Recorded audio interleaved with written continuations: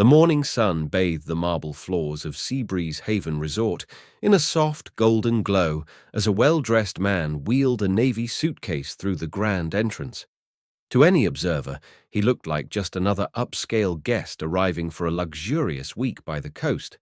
But behind the designer sunglasses and casual polo shirt stood Nathan Brooks, the resort's very founder and owner. Today, however, he wasn't checking in as himself. Under the name Ethan Blake, a fabricated identity of a marketing executive from Seattle, he was here for something more personal, to experience firsthand what his resort had become, stripped of any executive privileges or boardroom polish. He'd spent the past 7 years building Seabreeze Haven from the ground up, transforming an aging beachfront inn into a 5-star destination renowned for its elegance and warmth. But with expansion projects and corporate obligations pulling him in every direction, he'd grown distant from the day-to-day reality of the place. His assistant had insisted things were running smoothly, but Nathan couldn't shake a nagging doubt. The resort had won awards, yes, but lately reviews hinted at a loss of charm, a dip in attentiveness. So he devised a plan, a covert visit as an anonymous guest. No press, no entourage. Just himself, observing what the spreadsheets couldn't tell him. As he stepped up to the front desk, the young concierge smiled brightly. "Welcome to Seabreeze Haven, Mr. Blake. We have you in one of our oceanfront premier suites for the week." Nathan nodded and thanked her, noting the practiced tone in her voice. While polite, her energy felt slightly robotic, lacking the warmth he remembered training his staff to deliver. He accepted the room key and looked around. The chandelier, once dazzling with handcrafted crystals, seemed a bit dusty. Near the elevator, a family struggled to calm a screaming toddler, while a couple nearby quietly argued about room preferences. These were the raw, human moments that no quarterly report would ever mention. Thomas, a bellhop with a relaxed demeanor and easy grin, offered to show him around. Nathan accepted, falling deeper into the role of Ethan. As they walked through the resort's lush atrium and past the pool area, he noticed several details that raised quiet alarms. The tropical plants lining the pathways looked faded, even wilting in places. The paint on the walls near the indoor spa had begun to peel, revealing older layers beneath. A service door groaned loudly as a housekeeper pushed her cart through, an oversight he would have never allowed during his early days. Thomas, sensing his guest's attentiveness, chuckled, "We're getting some renovations soon." Honestly, though, the old steam room was better than the new one. This one takes forever to heat. By the time he reached his suite, Nathan's mind was already buzzing with observations. The room itself was still impressive, sleek furnishings, panoramic views of the Pacific, a welcome basket with local wines. But even here, he sensed a subtle difference, a lack of soul. Something about the place felt more manufactured now. He stepped onto the balcony, letting the ocean breeze wash over him. Down below, guests lounged beneath white umbrellas, staff moved briskly between cabanas, and waves crashed rhythmically against the shore. On paper, everything was perfect, but his gut told him otherwise. He hadn't just checked into a luxury resort. He had checked into a mystery. Instead of heading to the executive lounge or checking his inbox, Nathan decided to do what any regular guest might: explore, observe, and listen. As he moved through the lobby again, he watched the interactions around him closely. A waiter fumbled a tray, visibly flustered. A manager walked by without acknowledging a guest's question. Little things, tiny fractures in what should be a seamless guest experience. He made mental notes, not just of what was wrong, but of what used to be right. It wasn't about perfection, it was about heart, and something told him he might have to go deep undercover to find where it had gone. That evening, as the sun dipped below the horizon and cast a fiery reflection over the ocean, Nathan knew this week would be unlike any other he'd spent at Seabreeze Haven. He wasn't here to be pampered. He was here to see, to understand, and perhaps, if it wasn't too late, to fix what had quietly gone wrong. The resort's casual bar, tucked just off the main lobby, buzzed with the low hum of conversation and the soft clink of glassware. Warm amber lighting washed over polished wood accents, and a jazz trio played a mellow tune in the far corner, lending an air of calm sophistication to the space. Nathan Brooks, still in disguise as Ethan Blake, took a seat at the end of the bar, his fingers wrapped loosely around a tumbler of bourbon. He was dressed like any other traveling professional, no visible signs of his true identity. The bartender greeted him with a practiced smile and offered the evening's signature cocktail, but Nathan declined, opting for something simple and familiar. He wasn't here to impress or indulge. He was here to listen. A few seats down, a woman in her late 60s caught his attention. She wore a timeless black dress and a string of pearls, and she carried herself with a quiet confidence that suggested she'd been here many times before. The bartender greeted her by name, Mrs. Henderson, and poured her usual martini without asking. She offered a polite nod, then glanced at Nathan. "First time at Seabreeze Haven?" she asked, swirling her drink with a silver cocktail stick. Nathan smiled. "Something like that," he replied. She took a sip and sighed. "It used to be the best, still nice, of course, but it's lost something. You can feel it, can't you? The place feels corporate now." Nathan's grip tightened slightly on his glass, though he kept his expression neutral. "Corporate?" he asked gently. Mrs. Henderson nodded, her gaze drifting around the room. "Oh, yes. Everything's more polished, more automated. The staff tries, bless them, but it's not the same. You used to feel like you were part of something here. The original owner? What was his name? Brooks, I think.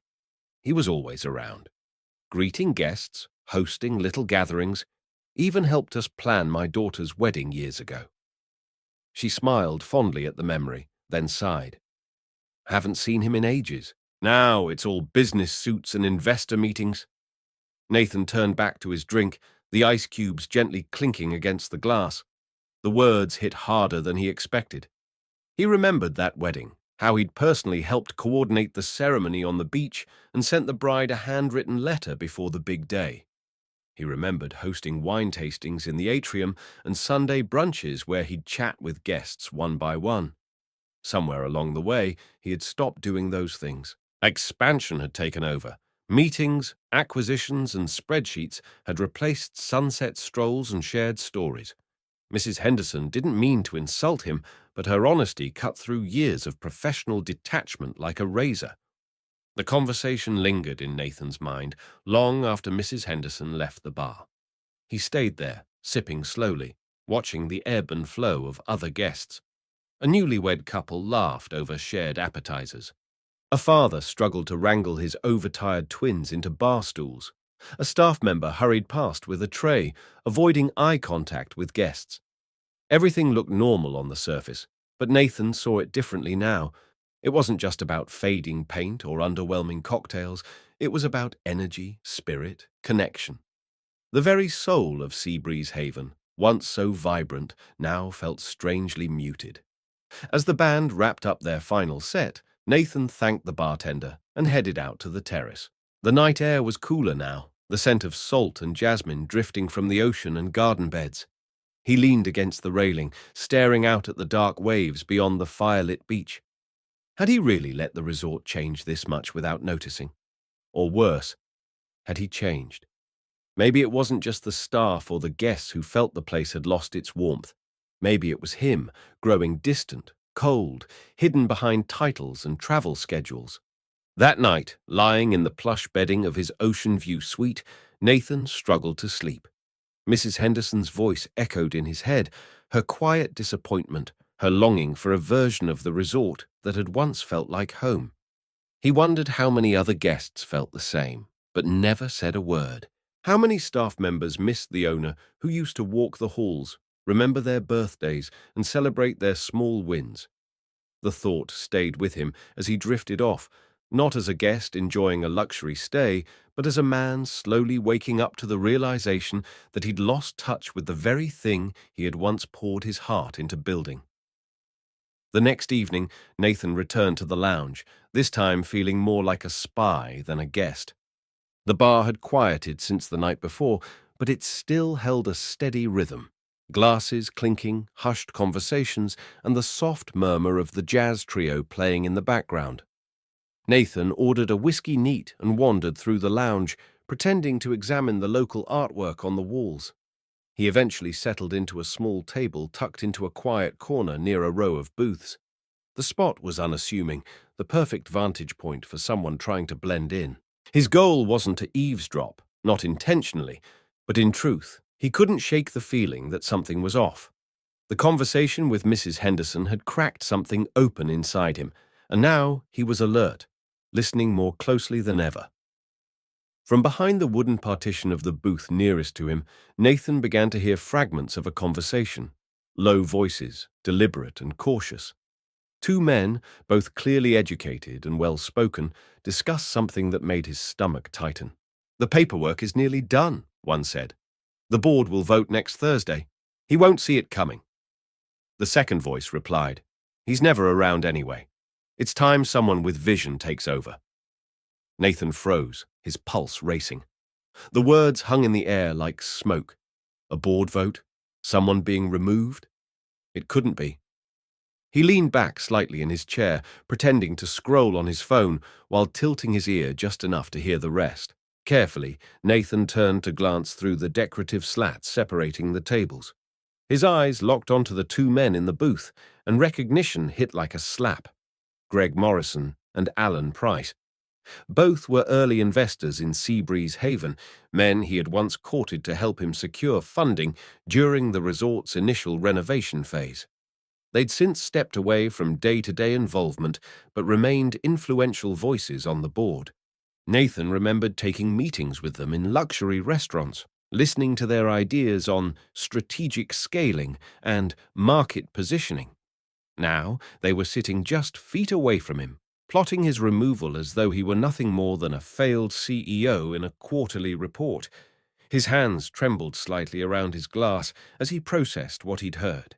Not just the fact that they were orchestrating a vote, but the way they spoke about him. Detached, dismissive, like he had become a liability. It dawned on him, with a quiet horror, how far removed he had become from the core of his business. He used to know every board member's schedule, every concern raised by his executive team. Now he was learning about a coup from a conversation overheard by accident. The irony was brutal.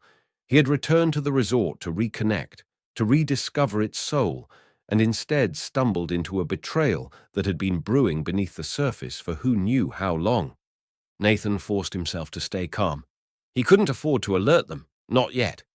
He let a few minutes pass, pretending to finish his drink, and quietly stood to leave.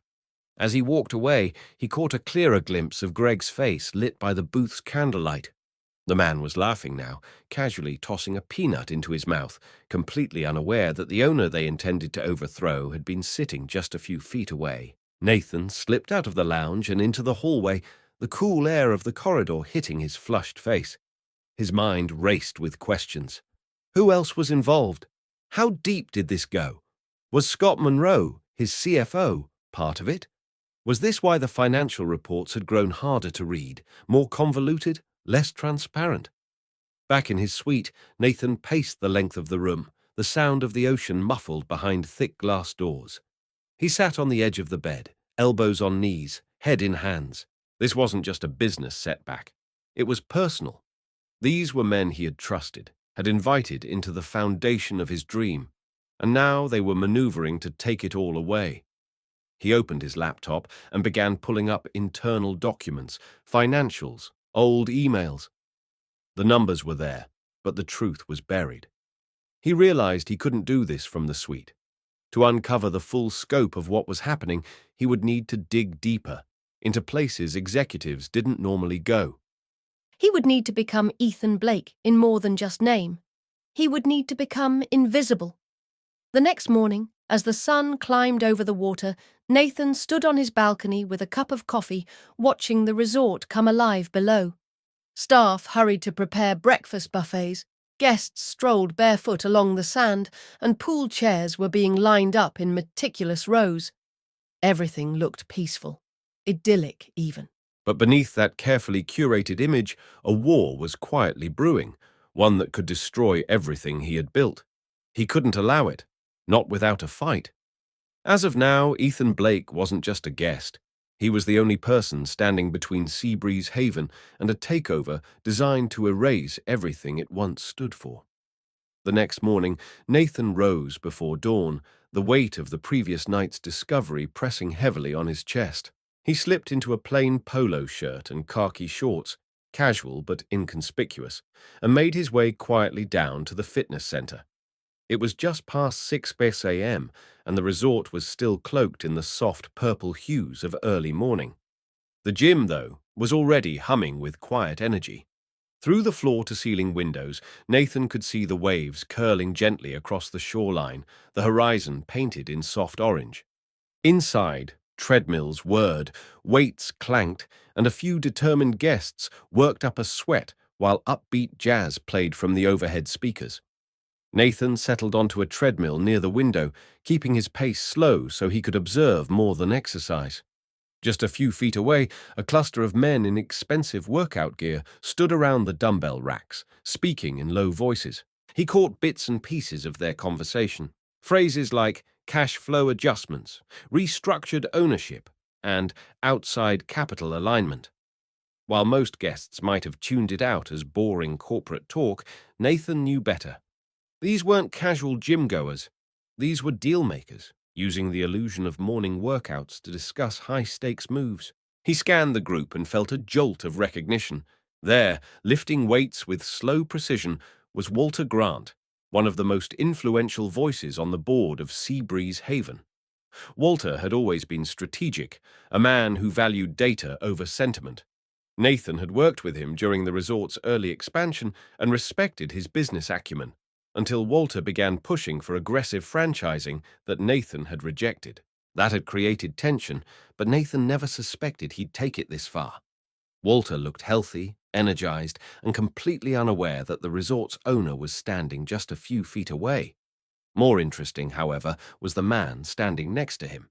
He was younger, wearing a sleek black tracksuit and holding a tablet, nodding enthusiastically as Walter spoke.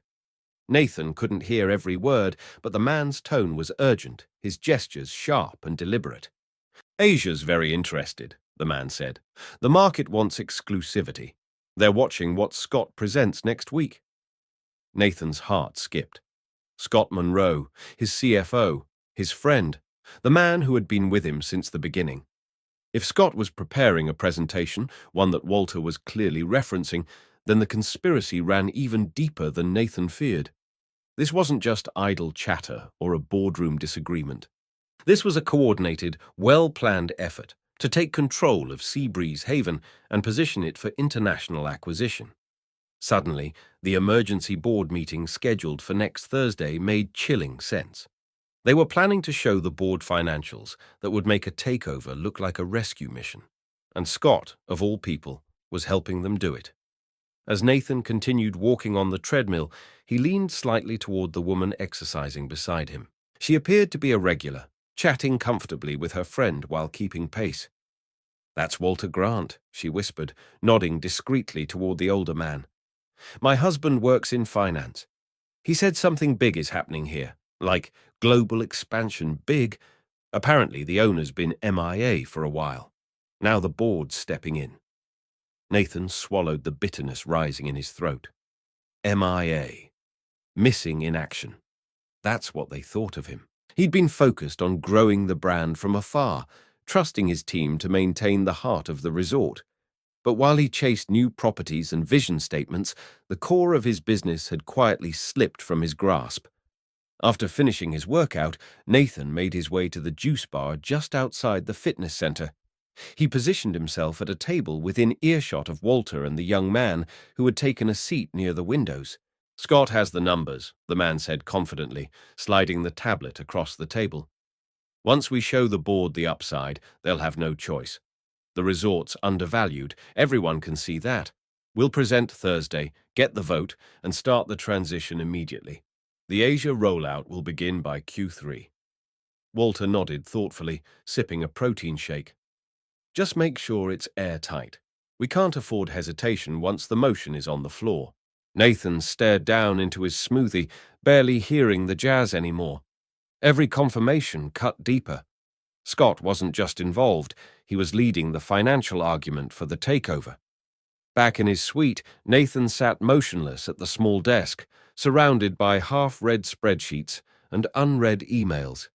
His laptop screen blinked with an unread message from Scott. Emergency board meeting, requesting full financial review before Thursday. The subject line alone made his skin crawl. He had 6 days to uncover the full extent of what was happening, and even less time to decide how to stop it. But before he could make any bold moves, he needed more evidence. He needed to know who else was involved, what the presentation said, and how deeply his trust had been betrayed. This wasn't just about saving a business. It was about reclaiming his purpose, his identity, and the dream that once gave this place its soul. That night, Nathan couldn't sleep. He sat out on the balcony, the breeze warm against his face, watching the lights from the pool shimmer against the water. The stars above were indifferent, beautiful, and distant. But Nathan was no longer distant. He was right here, in the middle of a battle he hadn't even realized he was losing. The coming days would demand everything from him: focus, strategy, courage. But first, he had to remind himself why he built Seabreeze Haven in the first place. Not for expansion, not for profit, but for people, for connection. And that, he reminded himself, was something no hostile takeover could ever replicate. The following day, determined to move beyond whispers and vague suspicions, Nathan began his deep dive into the hidden arteries of Seabreeze Haven, the places owners like him rarely ventured once the resort matured. Wearing a plain staff windbreaker he found in his suite's closet from a previous promotional shoot, Nathan walked with purpose through service hallways, taking back routes and staff elevators he hadn't used in years. These corridors smelled faintly of cleaning chemicals and linen starch, filled with echoes of hurried footsteps and the occasional clatter of supply carts. It was in these overlooked places that Nathan hoped to uncover the truth, not visible on spreadsheets or boardroom slides. He started with the laundry facility, tucked beneath the east wing near the employee break room. There, industrial dryers hummed as employees loaded linens into massive bins, their motions practiced and efficient. Nathan kept to the edges, nodding politely, but not engaging unless spoken to. Near a vending machine, 2 laundry staff members chatted quietly, unaware he could hear them. "We've had 3 machines down for weeks," one of them said, folding towels. "Maintenance keeps saying there's no budget to fix them." The other shook her head, adding, "They say they're saving for something big, but it's not like anyone told us what's going on. Feels like we're the last to know anything." Nathan lingered nearby, pretending to check a bulletin board, his stomach tightening. Budget cuts, in critical operations. That had never been approved through his office. Next, he headed to the loading dock, where deliveries were made and vendors signed off on daily shipments. The morning heat had begun to rise, and the air was thick with the scent of produce and packaging. A small group of suppliers stood off to the side, engaged in a tense conversation with the receiving manager. "You're already 2 weeks behind on invoices," one of the vendors complained. "If we don't see a payment this week, I'll have to pull our account." The manager raised both hands. "I understand, but my hands are tied. Accounting's holding everything pending some restructuring. I'm not even sure who's approving purchases anymore." Nathan turned away before anyone could recognize him, ducking behind a stack of fruit crates, the pieces of the puzzle starting to connect. His resort wasn't just at risk, it was already showing signs of internal decay. Later that afternoon, Nathan made his way to the business center, a sleek, glass-walled section of the resort built to accommodate traveling professionals. It was sparsely occupied, most guests out, enjoying the beach or pool. But Nathan had noticed earlier that Walter Grant and the man in the tracksuit, who now had a name, Spencer Lang, frequently used Office 3, often leaving just after the mid-morning rush. Sure enough, the room was empty. Nathan slipped in and closed the door behind him, his heart pounding. He didn't have much time. He scanned the room quickly, neatly arranged brochures, a polished desk, a tablet charger still plugged into the wall. The trash can beside the desk, however, revealed more than anything else. Inside were crumpled papers, most unremarkable, receipts, an empty protein bar wrapper, but near the bottom he found something more telling. A torn notepad page covered in hurried handwriting. Nathan smoothed it against the desk, reading each line carefully. Financial projections, rebranding costs, estimated staff turnover, projected asset valuation, 3 times the resort's current worth. In the margin, scribbled in blue ink, were the words Orchid Crest Capital, full acquisition strategy, followed by initials he didn't recognize. His breath caught. Orchid Crest, a private equity firm infamous for aggressive luxury takeovers. They would gut Seabreeze Haven, rebrand it as something cold and international, and discard everything it had once stood for. This wasn't just a hostile bid, it was a full-scale hijacking of his legacy. With shaking hands, Nathan folded the note and tucked it into his pocket. He glanced once more around the room before exiting quietly. Outside, guests laughed around the pool, kids splashed in the shallow end, and staff handed out sunscreen and iced towels. Everything looked perfect on the surface. But now Nathan knew. Behind the polished service and cheerful smiles, the heart of Seabreeze Haven was under attack. And the most painful part? It had started from within. People he had trusted, his board, his executives, had allowed this cancer to spread while he was too distracted to notice. That evening, Nathan returned to his suite with a storm raging inside him. He stared out the window at the resort lights twinkling in the dusk, each one representing a guest, a team member, a memory. Somewhere below, Spencer and Walter were likely having drinks, preparing their next move. Somewhere, Scott Monroe, his closest confidant, was building the presentation that could finalize everything.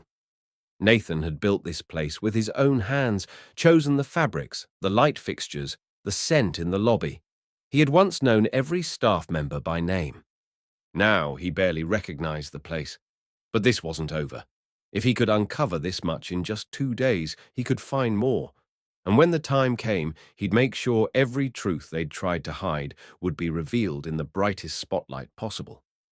The invitation arrived subtly, just as Nathan was finishing a late afternoon espresso in the lounge. A well-dressed assistant manager approached with a practiced smile and said, "Mr. Blake, I understand you're interested in hosting corporate retreats with us. We're holding a department dinner tonight with some of our key managers and executives. Would you care to join as our guest?" Nathan accepted with a nod, feigning curiosity. In truth, this was the opportunity he'd been waiting for, a chance to sit among the resort's leadership, not as Nathan Brooks, the owner, but as Ethan Blake, an interested client. He dressed with deliberate neutrality. No sharp suit, just a collared shirt and blazer, enough to fit in without drawing attention. By the time he arrived at the private dining room near the south terrace, the sun had dipped below the horizon and the chandeliers inside shimmered like stars. The room buzzed with polite conversation, laughter, and the clink of fine cutlery. Around the long dining table sat department heads from every corner of Seabreeze Haven: hospitality, culinary, housekeeping, wellness, and events. At the head of the table sat Scott Monroe, the man Nathan had once trusted more than anyone in his professional life. Scott looked the same in many ways, clean-shaven, impeccably dressed, posture straight, but there was a tremor in his hand as he lifted his wineglass, a hesitation that Nathan had never seen before. His smile, once easy and magnetic, now seemed strained, carefully practiced. As he welcomed everyone, Nathan noticed the faint twitch at the corner of Scott's mouth and the tightness in his voice. It wasn't just stage nerves, it was pressure, guilt, or both. As dinner progressed, Nathan sat quietly, responding when spoken to, but mostly listening. The conversations danced from guest satisfaction scores to upcoming events and new culinary menus. Several department managers expressed excitement about potential growth, especially in the international market. With the board looking at broader distribution models, we could see new properties under the Seabreeze brand within 2 years, said one enthusiastic events coordinator. There were murmurs of agreement, but Scott's reaction was telling. His fork paused mid-air, and he stared at the speaker for a fraction too long before blinking and smiling politely. "Yes, well, growth always brings new opportunities," he replied, but his voice lacked the spark it used to carry in such discussions. Nathan caught it immediately. Scott wasn't celebrating, he was bracing. When the spa manager began talking about increased guest traffic and requests for cross-resort packages, Scott interrupted a little too quickly. "Let's not get ahead of ourselves. We still need to finalize several things with the board before we make any promises." A slight edge crept into his tone, and several department heads exchanged confused glances.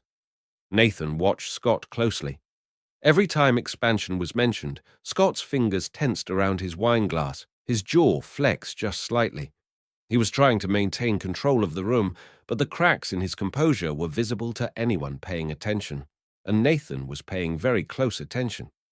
During the dessert course, a young manager from Wellness cheerfully asked Scott what new services might be added next season. "Depends on what direction we're moving in," Scott replied, then immediately corrected himself. "I mean, what the owner decides, of course." The slip was subtle, but it rang in Nathan's ears like a bell. What direction we're moving in. It was a comment from someone no longer just supporting decisions, but shaping them, perhaps behind the scenes, perhaps with powers no one had granted him. And yet, for all his attempts to sound confident, Scott looked exhausted. His posture slouched when he thought no one was looking, and his eyes darted too often to his phone, lying screen down on the table like a ticking bomb. As the dinner drew to a close, Nathan leaned back in his chair, swirling the last of his wine, letting the hum of the room fill his ears. The department heads were cheerful, engaged, full of ideas and hope for the future. But the man at the center of the table, the one who was supposed to lead them, was coming undone under the weight of a secret he could barely carry. Nathan saw it now more clearly than ever. Scott wasn't just guilty. He was drowning in a tide of decisions that had spiraled beyond his control.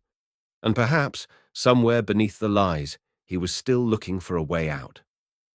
That night, as Nathan walked back to his suite under a sky speckled with stars, the resort felt colder somehow, quieter.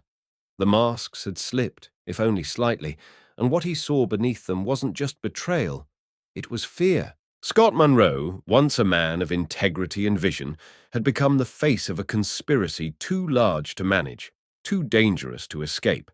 And yet, Nathan couldn't help but wonder if Scott had joined this scheme out of ambition or desperation. That question lingered with him long after the lights of the dining room had gone dark. The next morning, with a deeper sense of urgency pulsing beneath his calm exterior, Nathan made his way to the resort's wellness center, Seabreeze Serenity Spa. It was one of the property's crown jewels, a sanctuary built to reflect peace and renewal, complete with eucalyptus-scented air, soft lighting, and tranquil music that flowed through every corner like a whisper. Nathan had poured millions into its design years ago, working closely with holistic experts and architects to craft an experience that felt intimate, yet world-class. But over the past few months, he'd noticed peculiar changes in the spa's expense reports. Renovation costs, far exceeding initial estimates, equipment replaced prematurely, and large payments made to a contractor he didn't recognize. Today, as Ethan Blake, he walked through the spa not as its proud creator, but as a concerned guest following a trail of unanswered questions. He began with a casual tour of the updated facilities, guided by a friendly spa associate named Gloria, who had been with Seabreeze for nearly a decade. "We just finished renovating the steam room," she said, smiling. "Though, I'll be honest, we never had many complaints about the old one." Nathan raised an eyebrow. "Really? Why was it replaced then?" Gloria shrugged and gestured toward the new chrome and glass structure. "No idea, honestly. The order came from corporate. Said it was part of a modernization plan. They tore out all the old equipment, perfectly functional stuff, by the way, and brought in a whole new setup from a company I'd never heard of before. Orchid Buildworks, I think. Not our usual contractors." Nathan's stomach dropped at the mention. There it was. Orchid. A different name, but clearly tied to Orchid Crest Capital, the same private equity group he'd uncovered in that trashed notepad just days ago. As they moved through the treatment rooms and massage suites, Nathan kept up polite conversation, but his mind was working overtime. The equipment looked sleek but over-engineered, the kind of upgrade that focused on flash more than function. The replacement hadn't been necessary, it had been strategic. He began noticing small things. A storage room with several unopened crates bearing the Orchid Buildworks logo, receipts framed in gold on a wall celebrating the spa's transformation, and plaques naming corporate partners he'd never approved. The signs were everywhere now. This renovation wasn't about luxury. It was a financial shell game designed to justify the siphoning of funds out of the resort under the guise of improvement. Later, Gloria walked him to the relaxation lounge, where guests sipped herbal teas beside a decorative water feature. "You know," she said with a chuckle, "we used to joke that our old steam room could outlive the building. The guests loved it, said it felt authentic, grounded. Now it takes forever to heat up, and no one uses it for more than 5 minutes." Nathan smiled, but it didn't reach his eyes. The authenticity, gone. The grounding, replaced by sterile design and hollow upgrades, all to create the illusion of growth while money changed hands behind closed doors. He politely excused himself and slipped away toward the back office hallway, where a small door marked Supplies and Records caught his eye. The door was ajar. Inside, he found maintenance logs, purchase orders, and a file labeled Buildworks 2024. He flipped through it quickly. Pages of invoices, all billed to Seabreeze Haven. The totals were staggering, triple what had been budgeted for the project. The contractors were paid up front, materials were double invoiced, and several line items appeared to be completely fabricated. Architectural consulting, $80,700. Luxury ventilation redesign, $39,000. Imported wood grain finishes, $58,000. None of it matched what he had just walked through. It was padding, plain and simple. Nathan took photos of the pages with his phone, each click of the shutter another confirmation of betrayal, and in the corner of one invoice, a barely legible stamp. Processed by OC Holdings. His breath caught. Orchid Crest. They weren't hiding anymore. Nathan left the spa quietly, exiting through a side door that led to a garden path. He walked slowly, letting the truth settle like a stone in his chest. This wasn't just a corrupt deal, it was a coordinated maneuver to bleed Seabreeze Haven dry in preparation for a takeover. The spa renovation was the first domino in a line that had already begun to fall. It gave the illusion of reinvestment, boosted the resort's paper value, and redirected massive amounts of money without oversight. And the board, they either didn't know or were choosing not to ask. Either way, it was happening on his watch, and it had to be stopped. That evening, Nathan sat alone on his suite balcony, reviewing the images he'd captured. The numbers, the stamps, the contractor names. It was all connected. Orchid Buildworks was simply a funnel, a front to legitimize the internal dismantling of the resort's foundation. Every document screamed complicity, and Scott Monroe's name appeared in the approval section of nearly everyone. The betrayal ran deep, but now Nathan had more than suspicion. He had proof. Tomorrow he would confront Scott. But tonight, as the ocean breathed softly below him and the stars blinked overhead, Nathan allowed himself one moment of reflection. They thought he'd gone soft, distracted, removed. But they had forgotten that he had built every inch of this place. And now he was coming back for it. All of it. The rooftop restaurant of Seabreeze Haven had always been one of Nathan's favorite additions to the resort. With its 360-degree rotating platform offering sweeping views of the ocean, the cliffs, and the entire property, it was a statement of ambition and elegance. He had envisioned it as a place for celebration, anniversaries, corporate milestones, marriage proposals. But today it would host something very different, a reckoning. Nathan stepped out of the elevator into the soft midday sunlight, the breeze tugging gently at his sleeves. Seated at a corner table, shaded by a large umbrella, was Scott Monroe. He looked smaller than usual, his suit slightly rumpled, and the familiar gleam in his eyes replaced by something that looked dangerously close to fear.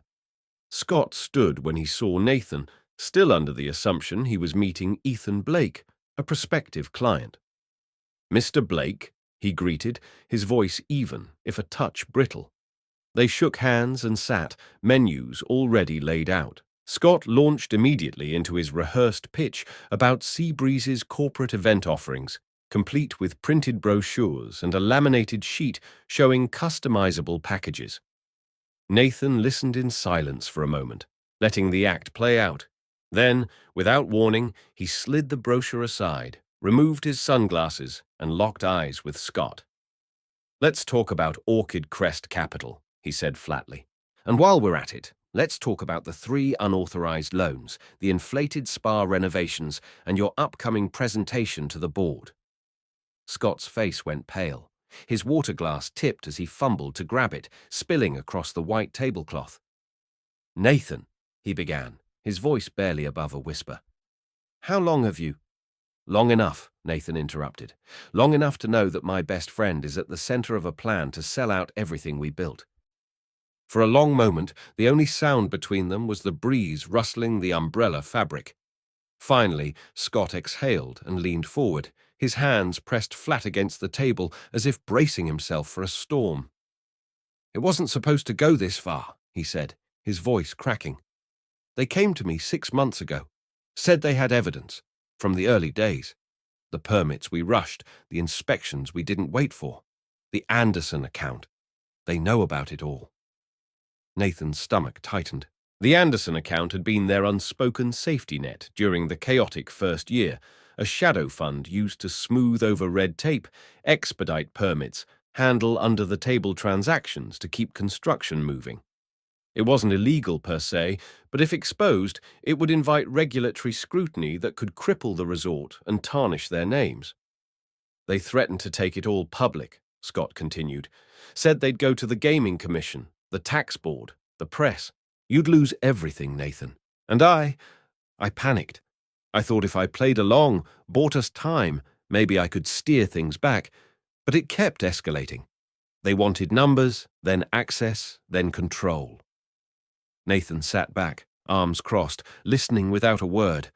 He had suspected betrayal, but hearing it spoken aloud, seeing the guilt twist Scott's features, made it feel even more surreal. This was the man who had toasted him the night the first phase of Seabreeze opened, the man who had stood beside him when the first profits rolled in, when the first awards were won. "Why didn't you come to me?" Nathan asked quietly. Scott looked away. "Because I knew what you'd say. You'd fight. You'd burn it all down to protect your name. And maybe I didn't believe we'd survive that." He paused.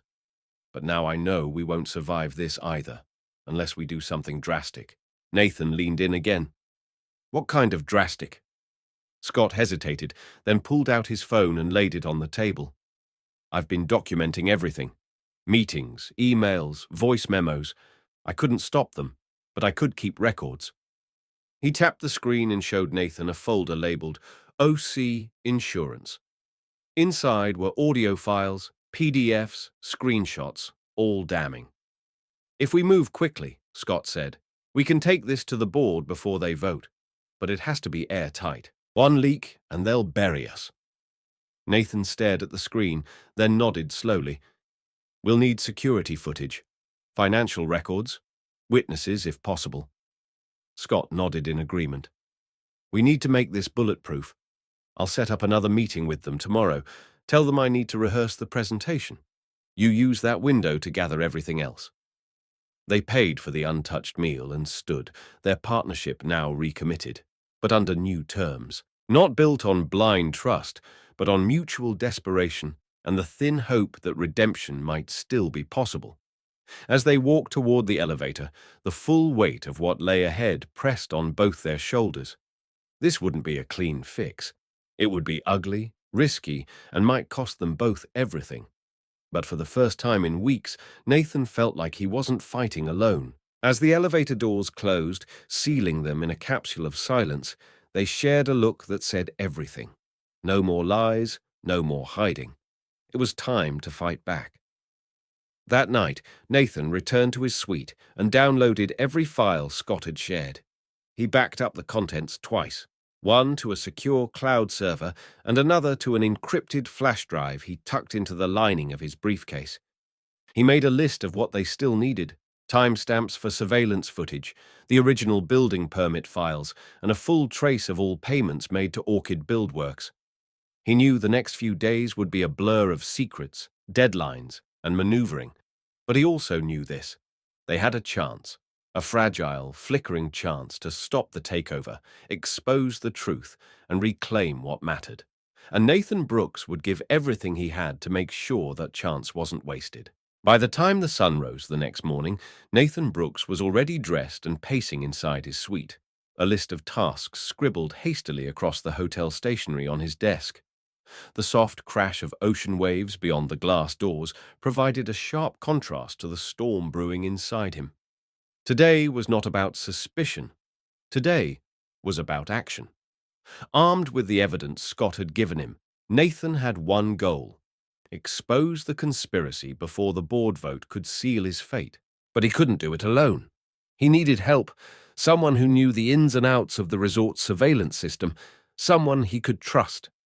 That person was Leo Ramirez, the head of security for Seabreeze Haven for over 15 years, a man who had stood by Nathan long before the first guest ever checked in. Nathan made his way down the back stairwell to the security office, tucked discreetly behind the staff operations wing. When he opened the door, Leo looked up from his monitors and nearly dropped his coffee. "Mr. Brooks? I thought you were in Singapore," he stammered. Nathan shut the door behind him. "Not quite. And what I'm about to tell you doesn't leave this room. Understood?"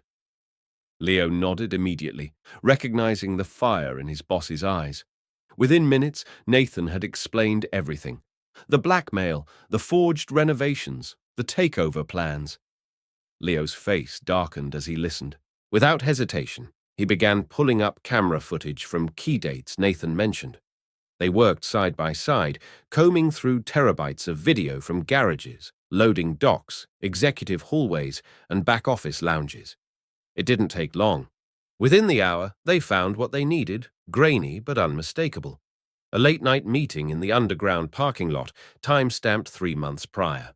Walter Grant shaking hands with two men Nathan recognized as State Gaming Commission officials. An envelope exchanged, one of the officials counting what looked like cash. Another clip showed Spencer Lang entering the spa loading dock with a clipboard, then meeting with a contractor bearing an Orchid Buildworks badge, none of which had been recorded in official logs. Another angle caught a heated conversation between Scott Monroe and Spencer outside the executive boardroom. Nathan watched, jaw clenched, as Spencer handed Scott a sealed folder, and Scott reluctantly nodded. All of it captured in silence, but loud enough to bring everything crashing down. Nathan had Leo back up the footage to several encrypted drives.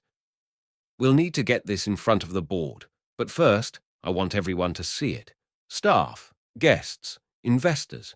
I want the people who make this place what it is to know the truth before any backroom vote can decide our future." Leo blinked.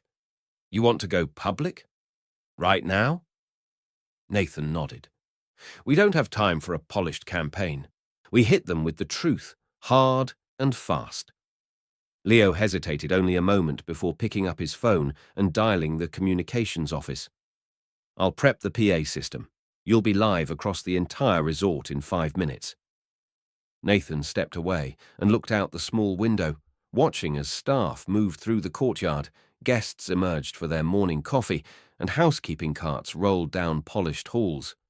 None of them knew that today, everything would change. A few minutes later, standing beside Leo in the security control room, Nathan took a breath and pressed the button to activate the resort-wide emergency broadcast system. A soft chime echoed through the speakers, halting conversations across the property. Then his voice came, steady and direct. "Attention all guests and staff. This is Nathan Brooks, owner of Seabreeze Haven. In 5 minutes, I will be making a formal statement in the main lobby that concerns the future of this resort and the people who depend on it.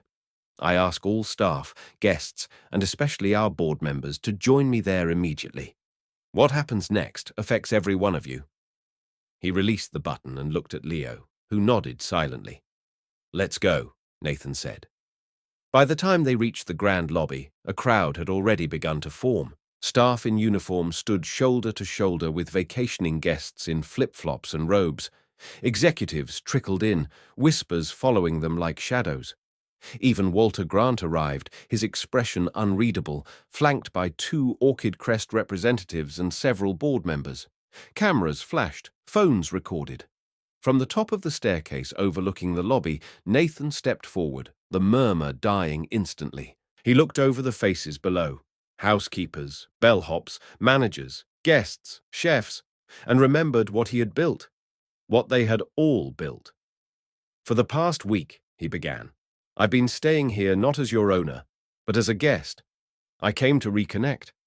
What I found was a conspiracy to take this place from the very people who made it special." He paused, letting the shock settle. "Orchid Crest Capital has orchestrated a hostile takeover, using forged renovations, bribes, and blackmail. They exploited old mistakes, pressured my CFO, and bribed public officials to force a board vote in their favor. But what they didn't expect was that I'd find out." With a nod to Leo, the footage began playing on the large screens in the lobby. Gasps echoed as the clips rolled. Shady meetings, hidden transactions, the cold reality of betrayal exposed in real time. Guests stood frozen. Staff exchanged horrified glances. Walter tried to speak, but Nathan raised a hand. "No more lies. The truth is here. And now, we deal with it. Together." As the final clip played, the room fell into silence. Nathan stepped down from the stairs and stood among them, not above them, as he finished. Seabreeze Haven was never just a property. It's a community, a family. And I will not let anyone, no matter how powerful, destroy what we've built. If you stand with me, stay. If you don't, there's the door. He didn't need to wait for applause. The looks on their faces said everything. For the first time in a long time, the resort was united. Not by profit, not by policy, but by purpose. The fight had begun, and Nathan wasn't alone anymore. The grand lobby of Seabreeze Haven had never held this much silence. Just moments earlier, the space buzzed with casual chatter, the soft clink of breakfast cups and the footsteps of staff preparing for another idyllic day. But now it was packed with guests, employees, board members, and executives, all drawn by the sudden resort-wide announcement made by the man many hadn't seen in years. Standing on the curved staircase beneath the gleaming crystal chandelier, Nathan Brooks surveyed the crowd. His voice had summoned them. His presence, backlit by the mid-morning sun pouring in through the glass atrium, commanded them. But what he was about to say would shake the very foundation of everything they believed about the resort. He stepped forward, his voice clear and steady, carrying through every corner of the lobby. "My name is Nathan Brooks. I am the founder and owner of Seabreeze Haven." Murmurs rippled through the crowd. Some guests looked surprised, others confused. Staff froze in place, some with hands still holding silver trays, others mid-step. "For the past week," Nathan continued, "I've been staying here undercover. Not in a suit, not behind a boardroom door, but as a guest. What I discovered was not just cracks in the paint or lapses in service. I found deception, manipulation, and a plot to take this place away from all of us." He paused, letting the words settle. "Orchid Crest Capital, through fraud, bribery, and intimidation, has orchestrated a hostile takeover. But today, the truth comes out." With a nod to Leo Ramirez, now standing behind the main reception desk, the lobby's large digital displays lit up. The crowd turned their attention to the screens as grainy but damning footage began to play. First, a silent video of Walter Grant exchanging an envelope with government officials in the parking garage. Then, clips of Spencer Lang entering restricted areas under false pretenses. Finally, spa renovation contracts inflated to outrageous sums, signed off by shell companies. With each new image, gasps filled the lobby, followed by stunned silence. Nathan continued narrating. These documents, he held up a thick folder, show unauthorized financial transfers, manipulated reports, and 3 separate loans that were never approved through our proper channels, all pointing to Orchid Crest Capital. At that moment, Spencer Lang stepped forward, his face red and jaw tight. "This is outrageous," he snapped. "You have no legal authority to—" But before he could finish, another voice cut through the tension. "Actually," said Scott Monroe, stepping down from the second-floor balcony with a folder of his own, "he does." All eyes turned. Scott looked exhausted but resolute, his voice steady despite the weight of what he was about to do. "I was part of it. They pressured me with documents from our early years. They threatened to destroy everything Nathan and I built. But I kept records. Voice memos, emails, meeting transcripts, and I've compiled them here." He handed the folder to Leo, who placed it beside Nathan's. "I made mistakes," Scott continued, facing the staff directly. "And I let fear guide my actions. But I never stopped believing in this resort, or in the people who make it what it is. That's why I'm standing here now, to set things right." The lobby remained quiet for a beat, the magnitude of the confession anchoring the room. Spencer looked around, visibly rattled. Walter Grant stepped back, his hands raised slightly, but it was clear the tide had turned. Nathan stepped forward again. "We have evidence of bribery, blackmail, and attempted fraud. If Orchid Crest does not withdraw its offer immediately, this information will be turned over to the authorities, the media, and the Securities and Exchange Commission." A few members of the board shifted uncomfortably. Guests whispered among themselves. The pressure in the room was mounting like a storm ready to break. Spencer tried one final time. "You'd risk a scandal? A media circus that would hurt your own brand?" Nathan didn't flinch. "This resort isn't a brand. It's a home. For our guests, our employees, and our community.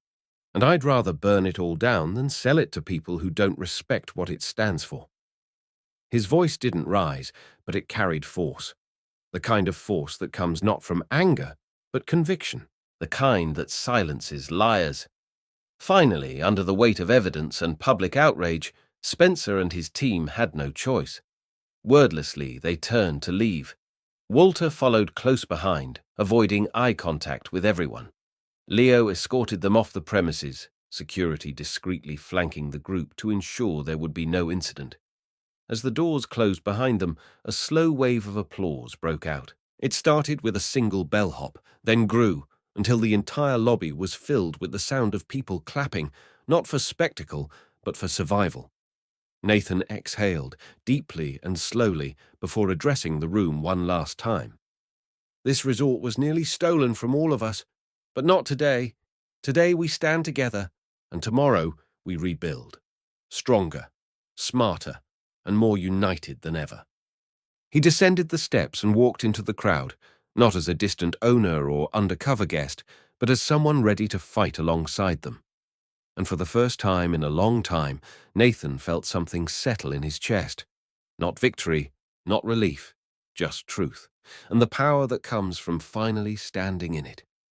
In the days that followed the public confrontation, the dust began to settle across the grounds of Seabreeze Haven.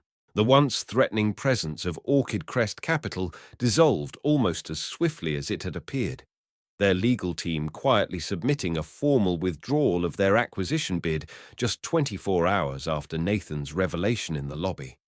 News of the scandal spread, but not in the way Spencer Lang had feared. Instead of damaging the resort's reputation, the transparency and courage displayed during the broadcast sparked admiration, from the guests who witnessed it firsthand to industry professionals who applauded Nathan's bold stance. Within 72 hours, 3 members of the board tendered their resignations, including Walter Grant, whose silence in the face of wrongdoing had spoken volumes. Their positions were vacated without ceremony, making space for new voices with integrity, experience, and a genuine investment in the resort's future. Scott Monroe's resignation came quietly, delivered via a handwritten letter left on Nathan's desk early one morning. In the envelope, alongside the letter, was an old brass key, slightly tarnished, the teeth dulled from age. Nathan recognized it instantly. The original key to the maintenance shed behind the resort, the very space where the two of them had once spent long nights in hard hats and rolled-up sleeves, drawing up plans and dreaming out loud. The letter was brief. "I know I can't take back what I did, but I hope this reminds you of what we built and how much it once meant to both of us. Use it to remember where you started and why you fought so hard to protect it. Scott." Nathan read it twice, then closed his office door and sat in silence, the key resting in his palm like a relic from another life. It wasn't forgiveness, but it was understanding, a gesture of respect between two men who had built something beautiful and nearly lost it all. With the immediate threat behind them, Nathan shifted his focus from survival to healing. For the first time in years, he stepped fully into the daily rhythm of the resort.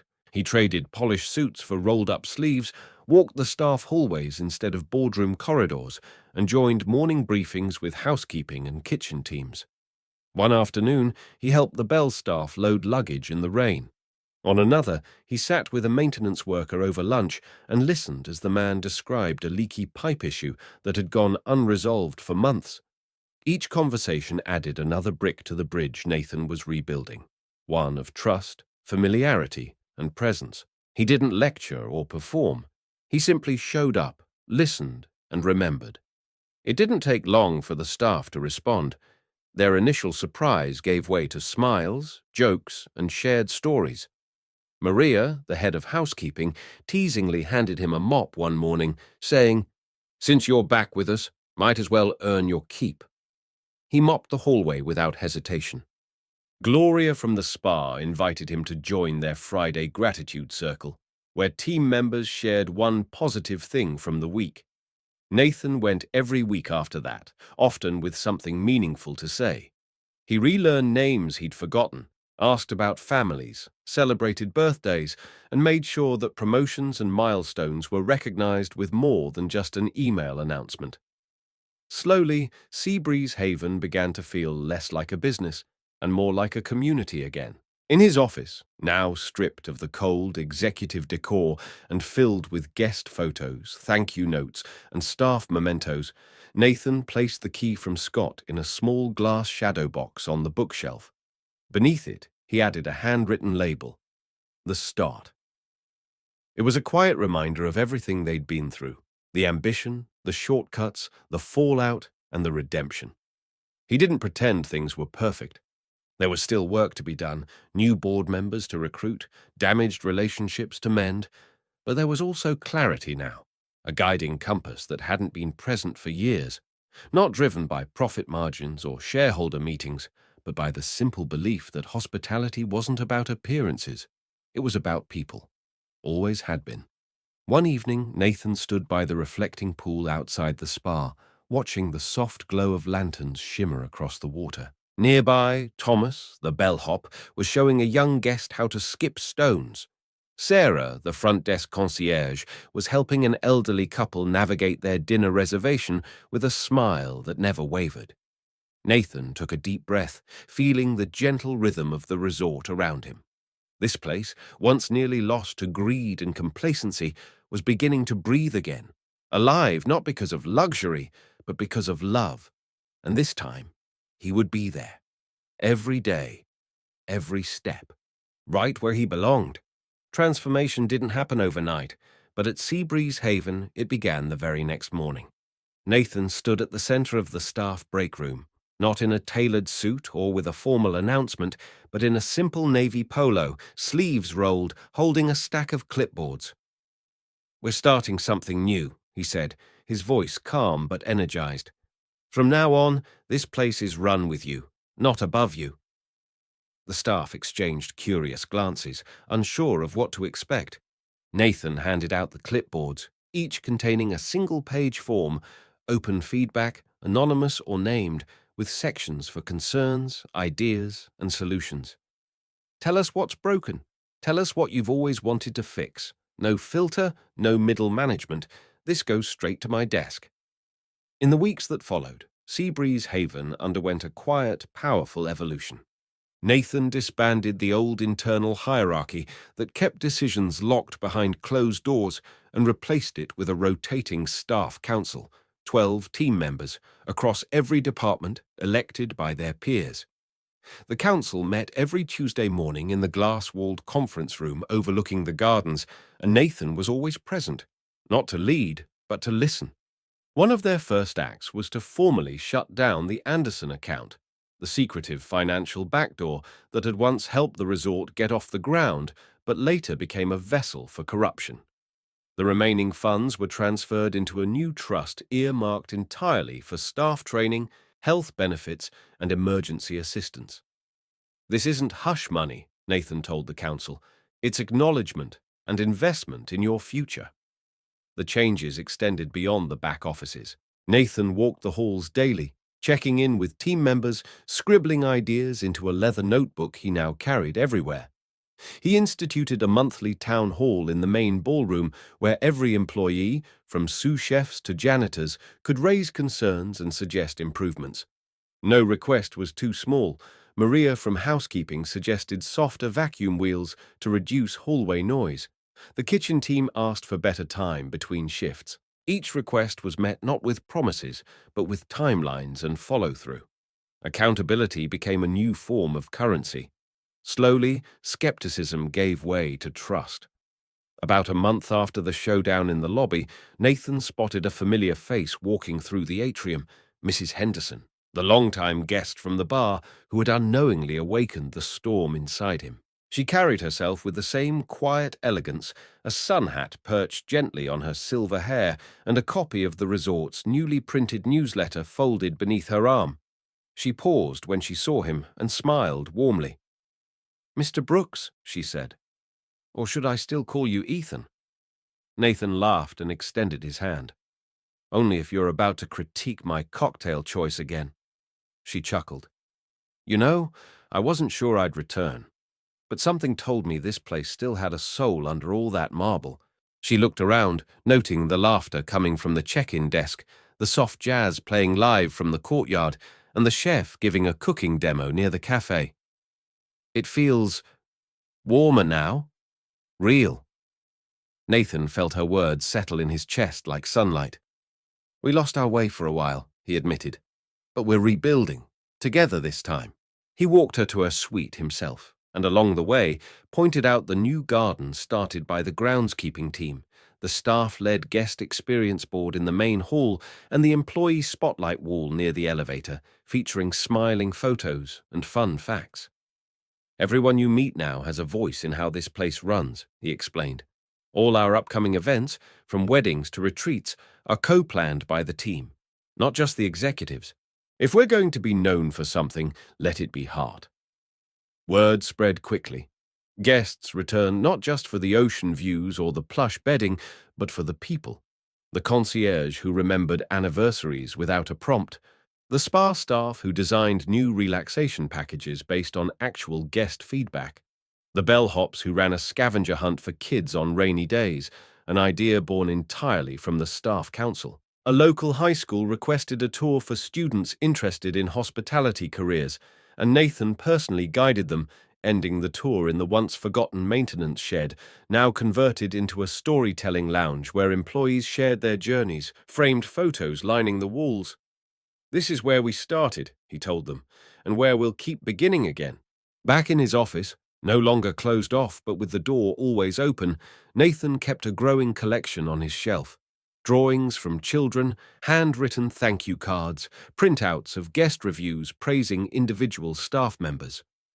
The old brass key from Scott remained on display in its shadow box, but now it shared space with a small wooden plaque, carved by Thomas the bellhop, that simply read, "We shape the haven together." Nathan looked at it each morning before heading out into the property, knowing the truth behind those words had saved them all. The transformation wasn't flashy, it wasn't driven by consultants or campaigns. It was real, grounded in humility and collaboration. And for the first time in a long time, Seabreeze Haven didn't just feel like a luxury resort. It felt like home. 1 year later, Seabreeze Haven looked much the same on the outside. Its signature palm-lined entrance still greeted guests with the same soft elegance. The ocean breeze still carried the scent of salt and jasmine through the open-air lobby, and the marble floors still shimmered under the morning sun. But beneath the polished surface, the heart of the resort had transformed completely. What once operated under a rigid top-down model now thrived with a living, breathing energy, one fueled by shared purpose, open communication, and deep respect. The old boardroom had been converted into a collaborative studio where department heads and line-level staff met weekly to co-create everything from marketing campaigns to guest experiences. Gone were the scripted greetings and executive-only decision-making. In their place stood something stronger, a resort led not by a hierarchy but by a community. The clearest sign of this change came during the resort's first annual gala for staff and community, a night of celebration held beneath lantern-lit trees in the main courtyard. Employees arrived with their families, dressed in everything from pressed uniforms to glittering gowns. Each department had contributed to the event. The culinary team curated a farm-to-table dinner sourced from local growers. The spa staff offered mini wellness stations, and the bellhops turned storytellers read aloud anonymous thank you letters from guests. One corner of the courtyard featured a gallery of framed employee journeys, photos and handwritten bios that told stories of resilience, growth, and belonging. Nearby, a timeline traced the past year's milestones: the launch of the Youth Hospitality Apprenticeship Program, the reopening of the Staff Wellness Center, and the record-breaking guest satisfaction scores. Nathan Brooks, now simply known as Nathan to most of the staff, walked slowly through the courtyard with a quiet smile, shaking hands, hugging old colleagues, and high-fiving the teenage son of a front desk clerk who had just been accepted to college. He wore no name tag, carried no tablet, and gave no speech. He didn't need to. His presence spoke louder than words ever could. He paused by the buffet to greet Maria from housekeeping, who proudly introduced her daughter as the lead singer in the jazz trio performing later that night. He clapped along as Thomas, the once humble bellhop, shared that he had been accepted into a leadership training program funded by the resort itself. And when Sarah, now head of guest experience, raised a toast to everyone who chose to stay when it would have been easier to walk away, Nathan raised his glass with tears brimming in his eyes. The night continued with laughter, music, dancing, and an overwhelming sense of togetherness. But for Nathan, the most meaningful moment came later, as the gala wound down and he found himself standing alone near the reflecting pool. The water was still, mirroring the string lights overhead. In the distance, he could hear the soft notes of a saxophone drifting into the night. He looked back toward the resort, its windows glowing with life, and thought about the journey. He remembered standing in that same spot a year ago, overwhelmed by betrayal, weighed down by regret, and unsure whether he could ever rebuild what had been lost. But here he was, not just having saved the resort, but having transformed it into something better than it had ever been. A place where people mattered more than metrics, where collaboration trumped control, and where values were more than words etched into a mission statement. Inside his office, now modest and shared with two other staff leads, Nathan kept just a few personal items. Among them was the old key Scott had left him, now placed inside a shadow box beneath a new inscription. "The doors we build together are the ones that stay open." Next to it sat a rotating Staff Voice of the Week board, featuring quotes, concerns, and ideas scribbled by team members. Each Friday, Nathan read them aloud at the weekly wrap-up meeting, ensuring no one's voice went unheard. He no longer measured success by quarterly reports, but by moments, like the thank you hug from a dishwasher promoted to supervisor, or the tears of a guest who said their stay felt like returning to family. Seabreeze Haven had found its soul again, not in grandeur, but in grace, not in transactions, but in trust. And Nathan, once lost in his pursuit of expansion, had found clarity in return. He wasn't just leading a resort anymore. He was tending to a legacy, a living, evolving legacy built not on ownership but on stewardship. As he turned off the lights and stepped into the night, passing a guest sharing tea with a concierge in the moonlit lounge, he whispered to himself the simple promise that now guided everything he did. People first, always. And for the first time in a long time, that promise felt less like a responsibility and more like coming home. If this story moved you, inspired you, or made you see leadership and integrity in a new light, don't forget to support our mission here at Deep Inside HQ. Subscribe to the channel for more powerful, human-driven narratives that reveal the truth behind closed doors. Like the video, leave a comment to share your thoughts, and hit the notification bell so you never miss a story that could change the way you see the world. Your voice matters. Join our growing community and be part of storytelling that puts heart over headlines.